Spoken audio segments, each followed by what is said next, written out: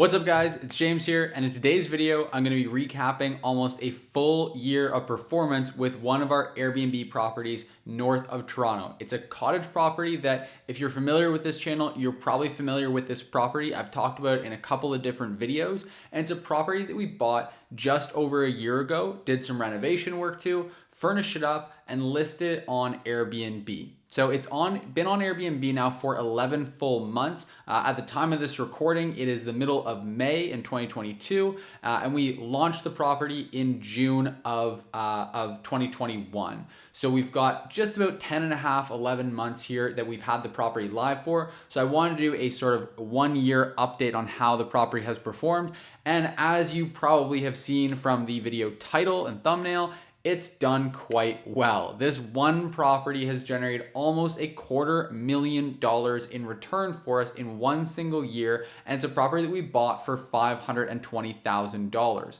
So I'm going to walk through the actual numbers behind that deal. And if you're interested in learning more about how you can find deals like this, how you can actually invest in short-term rental properties and get massively outsized returns and fantastic cash flow, then make sure you check out the link in the description down below. There is a link to a free training that we're holding, teaching you exactly how step-by-step to invest in short-term rental properties. My business and investing partner, Riley, and I have just had a lot of success in this short-term rental investing space. And we really want to be able to share that with other people because we're seeing this huge opportunity for people who want to be able to replace their 9-to-5 income by investing in short-term rental properties, or just invest in an asset class that frankly gets really, really strong cash on cash returns, just about better than pretty well any other investment vehicle out there. So again, if you're interested in that, the link is in the description down below. Let's jump over to my computer here and let's walk through some of the numbers.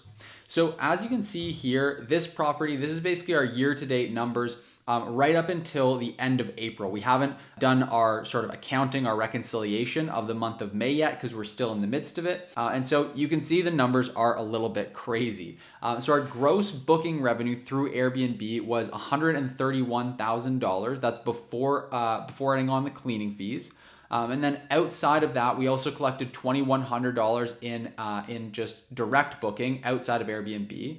And then we also had $18,000 in cleaning fees that we collected. Now, one thing to note with this property is that because we are listing the property ourselves and managing it ourselves, we don't care whether the cleaning fees come in as cleaning fees or as booking revenue. At the end of the day, we just basically set a cleaning fee that was in line with and very competitive for the area. And then we basically just pay our cleaners what we pay our cleaners, and we optimize our prices. So we're not really concerned. You'll notice that this number is quite a bit lower than the actual expense for cleaning fees, but we know that, we're aware of that. It's just that for us, because all the money goes to the same place, it doesn't really matter. Now, that being said, if you are working with a management company where they're going to take the cleaning fees and pay it to the cleaning team, then your cleaning fee collected is going to be a larger amount because the cleaning fee is going to be higher. In this case, we set our cleaning fee lower because, again, all the money goes to the same place anyway. So you can see that basically we've got a grand total in 11 months of $151,000 in total bookings.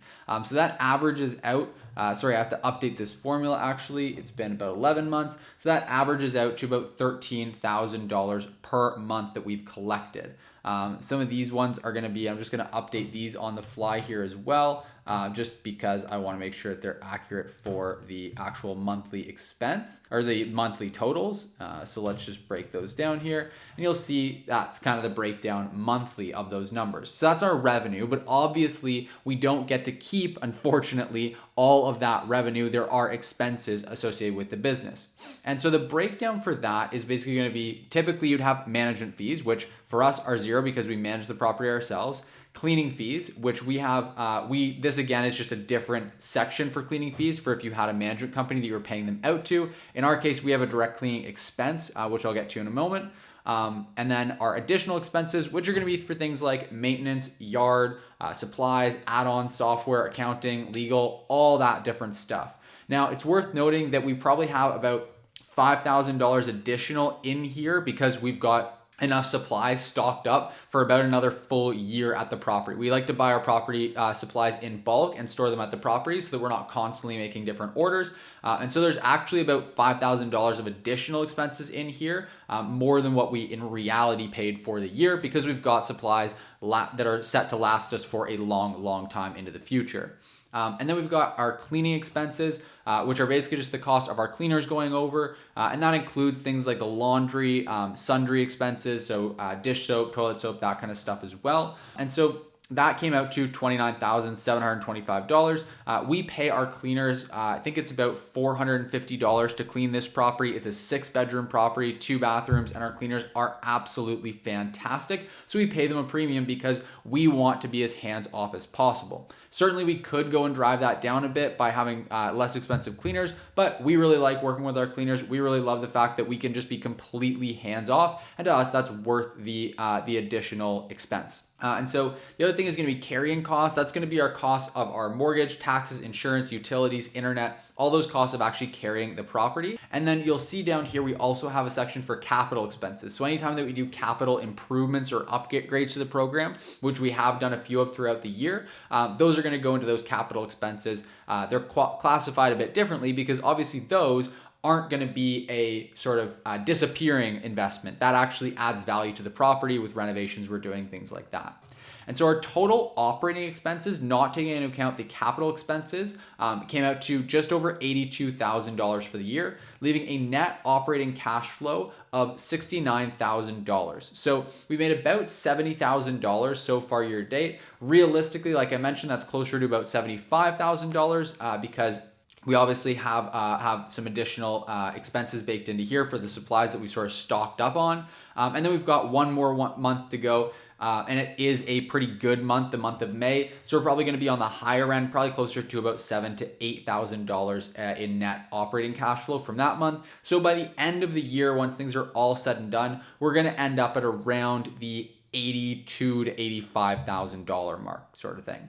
And then we're going to have basically our capital expenses are taken out on top of that. And if you take out those, the actual net cash that we were left with in our bank account after paying for everything, including the capital upgrades to the property, was $56,000 so far this year. And again, that's about $5,000 higher if you take into account the stock up on supplies. And then we're probably going to be having about another $7,000 or so added onto that from the month of May.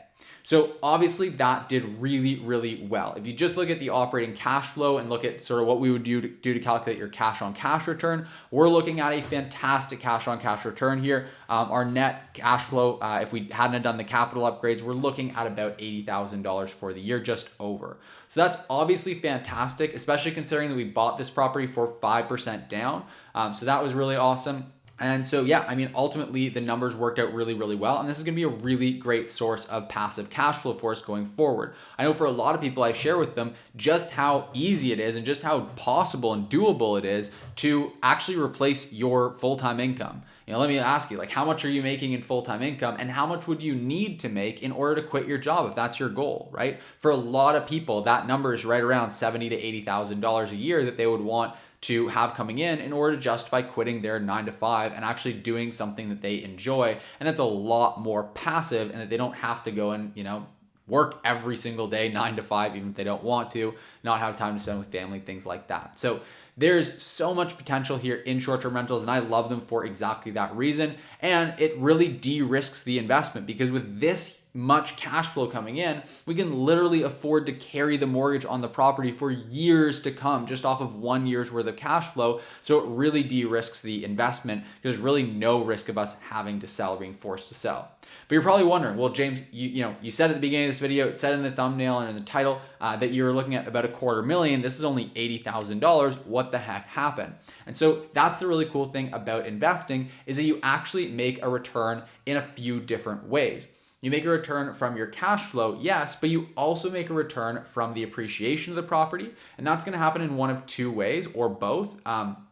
either natural appreciation, just prices going up, which obviously with inflation being what it is, prices of real estate go up pretty substantially, keeping up with that. And then the other one is going to be forced appreciation, meaning that if you do strategic renovations to the property and you force the value of the property up, that's going to give you an increase in the value of the property as well.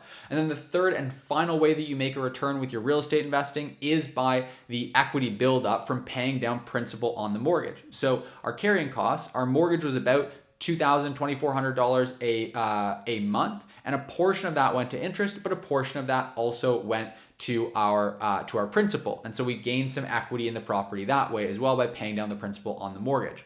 And so that ends up being about $10,000 to $20,000 a year in additional equity we have in the property. And then we've got the $80,000 that we had from the cash flow. And then the numbers broke down like this. So like I mentioned, we purchased the property for $520,000. Then we did about another $60,000 worth of renovation work. And then there was another $20,000 as in addition to that for our furniture and our amenities like the hot tub and the sauna. But that obviously doesn't actually go towards the capital improvements on the property. It's not actually increasing the value of the property. So if we just look at renovations, we're looking at $60,000 worth of renovations that we did to the property, making the total investment in this property $580,000 between the purchase price and the renovation. That's sort of what we have sunk into that deal. Now, we obviously didn't pay cash for this property, so I'm not saying that's how much cash we have in it, but that is what we have between the purchase price and the renovation. Now, we actually just got it reappraised and did a cash out refinance, meaning that we were able to take our equity stake in the property from 5% up to 20%, while also pulling out a bunch of cash because the property appreciated so much. So we actually got it reappraised at $730,000, which is $150,000 worth of appreciation. Now, I'm not going to lie, a part of that is just because the market is appreciating a lot right now, and I'm not trying to say that that's going to happen, that's going to stay that way forever. I don't know what the market's going to do long term. I just know what the market did this year, and I know that we don't have to care about what the market does long term because we've got so much buffer in here now, and because we're never going to have to sell this property. It cash flows $80,000 a year. We don't have to sell it ever, and so we don't really care if if the property value goes up or down. Now, in this case, it was really nice because we were planning on doing that cash out refinance anyway, because a portion of this $150,000 gain in appreciation on the property was due to the renovation work that we did. We knew that. We did strategic renovations to force that appreciation. Now, obviously not all of it was due to that. Some of it was just due to the natural appreciation of the market. And so we got $150,000 worth of appreciation on the property, another $80,000 in cash flow, and that adds up to $230,000 in total return from year one. Now, in addition to that, we also have, like I said, $10,000, $20,000 worth of equity buildup from paying down principal on the mortgage. So that basically brings our total to about $250,000 in total return in year one. Now, those numbers are pretty crazy. Honestly, me even getting prepared for this video and looking at these numbers, I could not believe that we made $250,000 total return on this property in just 1 year. And with our capital investment was so small, with the property only being a $520,000 property that we were able to get for 5% down. So that is really the power of real estate investing, and that is the power of short-term rental investing. Now, I do, again, just really want to reiterate and emphasize that this number here is a little bit of fairy dust, right? It's a bit of a fugazi. It's a bit, just out there because ultimately property values are going to fluctuate. And so although it's fantastic that we were able to reap the rewards of that and refinance the property when the property's value was so high and interest rates on our mortgage were fantastic, like that worked out really well. But the really cool thing that I love about short-term rentals is that we weren't banking on that. We weren't depending on that. If the property had a reappraised at $520,000, it wouldn't have made a big deal, right? So if the property value didn't go up substantially, who cares? It just wouldn't really matter to us, frankly, because the property cash flows so incredibly well. And that's ultimately what I always tell people is that when you're investing, you want to look at the worst case scenario, not the best case scenario. And in the worst case scenario, if you have cash flow, then you never are going to be in a position where you are forced to sell the property. And so that really does afford you a lot of luxury, a lot of protection with your investment.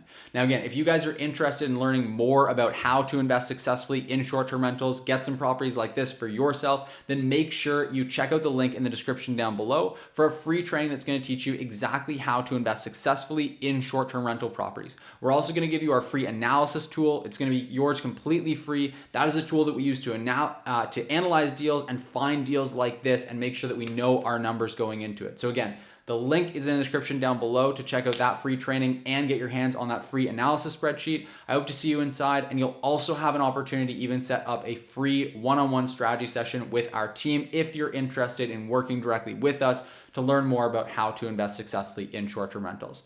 I hope you gained value from this video. I hope it was helpful to you and valuable to you to be able to see exactly how well these numbers do and these properties do.